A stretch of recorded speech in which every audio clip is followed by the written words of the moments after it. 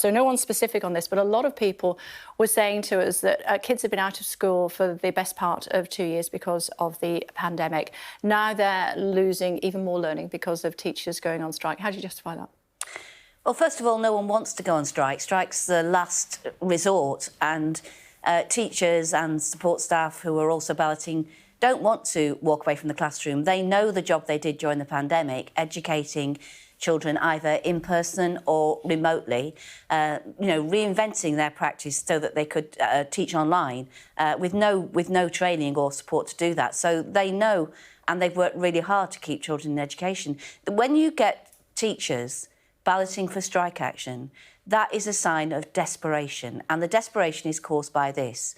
We have schools which are crumbling. The biggest risk that the DFE has on their risk register is a risk of life and limb because of unsafe school buildings. We have a profession where the teachers work the most unpaid overtime of any profession, and where we have 40% of them leaving within 10 years, a third leaving within 5 years.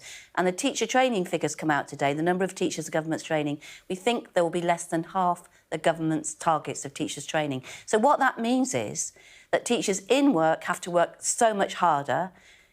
For parents and for pupils, they're seeing lessons being taught by teachers who aren't qualified in the subject they're teaching, increasing use of cover teachers and supply teachers because the leaders are doing everything they can to get teachers in the classroom. So the service is on its knees.